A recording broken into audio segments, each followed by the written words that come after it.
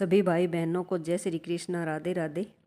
तो आज आपको कथा सुनाएंगे गंगा सागर की। पौराणिक कथा है, गंगा सागर के बारे में बताएंगे। कहते हैं ना कि सारे तीर्थ बार बार और गंगा सागर एक बार। गंगा सागर भारत के तीर्थों में एक महान तीर्थ है और गंगा जी इसी स्थान पर आकर सागर में मिलती है। इसी स्थान पर राजा सगर के 60,000 पुत्रों को मोक्ष की प्राप्ति हुई थी। यहाँ मकर संक्रांति पर बहुत ही बड़ा मेला लगता है, जहाँ बहुत से श्रद्धालु गंगा स्नान के लिए आते हैं। कहते हैं कि यहाँ संक्रांति पर स्नान करने से 100 अश्वमेध यज्ञ और 1000 गायों को दान देने से जो फल मिलता है, इतना फल एक बार गंगा सागर में स्नान करने से मिलता है। गंगा सागर को तीर्थों का पिता भी कहा जाता है। तो कहने का तात्पर्य है कि गंगा सागर का अन्य तीर्थों की अपेक्षा बहुत ज़्यादा महत्व है। तो इसी कारण से शायद यही कहावत होती है कि गंगा सागर में एक बार स्नान करने से 100 गायों के बराबर फल मिलता है।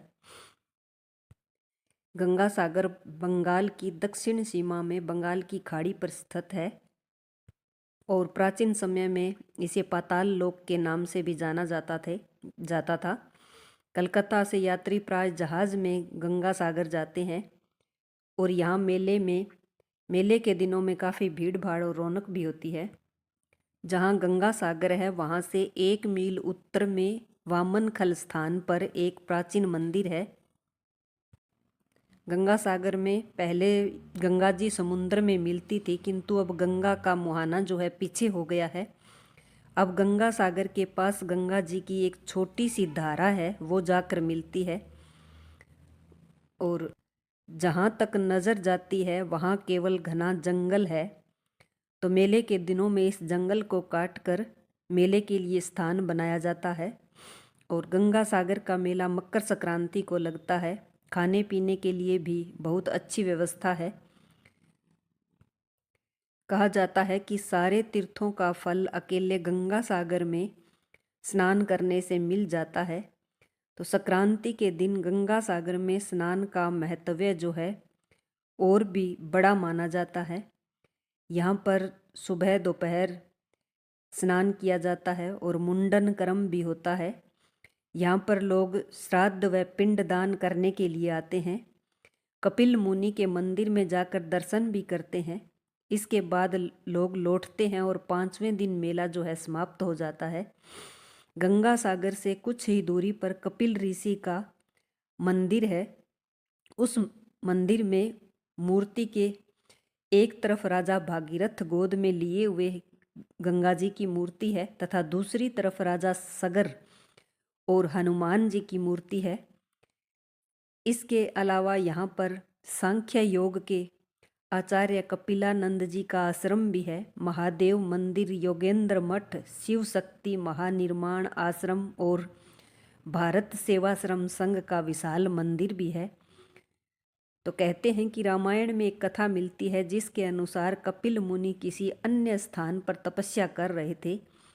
ऐसे ही समय में अयोध्या के सूर्यवंशी राजा सगर एक अश्वमेध यज्ञ का अनुष्ठान करने लगे।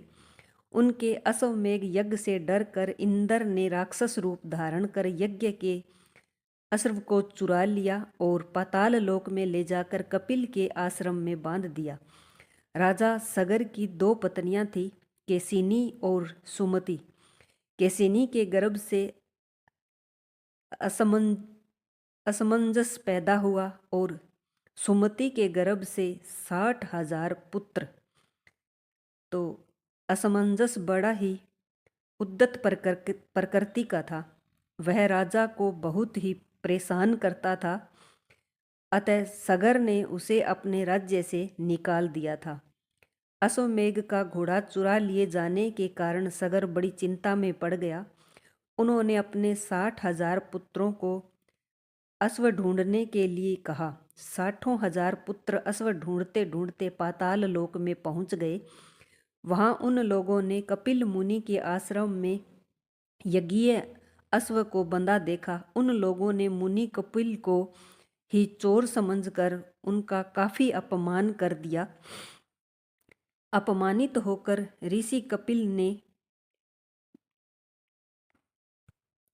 उनको श्राप दिया, तुम लोग भस्म हो जाओ। श्राप मिलते ही सभी भस्म हो गए। पुत्रों के आने में विलंब देखकर राजा सगर ने अपने पुत्र अंशुमान, जो असमंजस का पुत्र था, उसको पता लगाने के लिए भेजा। असुमान खोजते खोजते पाताल लोक पहुंच गया। वहां अपने सभी चाचाओं को भस्म रूप में परिणत देखा तो सारी स्थिति समझ गया।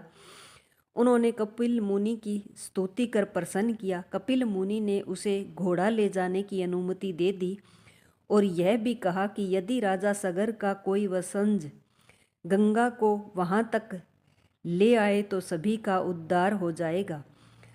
अंशुमान घोड़ा लेकर अयोध्या लौट आया। यज्ञ समाप्त करने के बाद राजा सगर ने 30,000 वर्षों तक राज्य किया और अंत में अंशुमान को राजगद्दी देकर स्वर्ग सिधार गए। अंशुमान ने गंगा को पृथ्वी पर लाने का काफी प्रयत्न किया लेकिन सफल नहीं हो पाया। अंशुमान के पुत्र दिलीप ने बहुत समय तक तपस्या की लेकिन वह भी सफल नहीं हो पाया। तो दिलीप के पुत्र भागीरथ हुए। उन्होंने घोर तपस्या की। गंगा ने आश्वासन दिया कि मैं जरूर पृथ्वी पर आऊंगी, लेकिन जिस समय मैं स्वर्गलोक से पृथ्वी पर आऊंगी उस समय मेरे प्रवाह को रोकने के लिए कोई उपस्थित होना चाहिए। भागीरथ ने इसके लिए भगवान शिव को प्रसन्न किया। भगवान शिव ने गंगा को अपनी जटा में धारण कर लिया। भागीरथ ने उन्हें पुनः प्रसन्न किया तो शिवजी ने गंगा को छोड़ दिया। गंगा शिवजी के मस्तक से 7 स्रोतों में भूमि पर उतरी। हरानिंदी, पावनी और नलिनी नामक 3 प्रवाह पूर्व की ओर चले गए। सीता तथा सिंधु नामक 3 प्रवाह पश्चिम की ओर चले गए और अंतिम एक प्रवाह भागीरथ के बताए हुए मार्ग पर चलने लगे।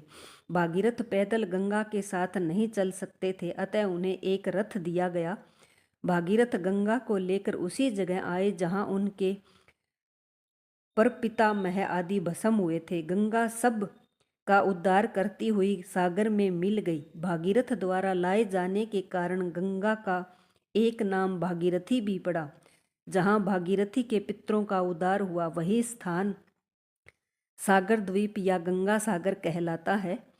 गंगा सागर से कुछ दूरी पर कपिल ऋषि का मंदिर है, जिसके बीच में कपिल ऋषि की मूर्ति है। उस मूर्ति के एक तरफ राजा भागीरथ को गोद में लिए हुए गंगा जी की मूर्ति है और दूसरी तरफ राजा सगर तथा हनुमान जी की मूर्ति है। तो ये थी कथा छोटी सी। बताना आपको कैसी लगी। सभी भाई बहनों को जय श्री कृष्णा, राधे राधे।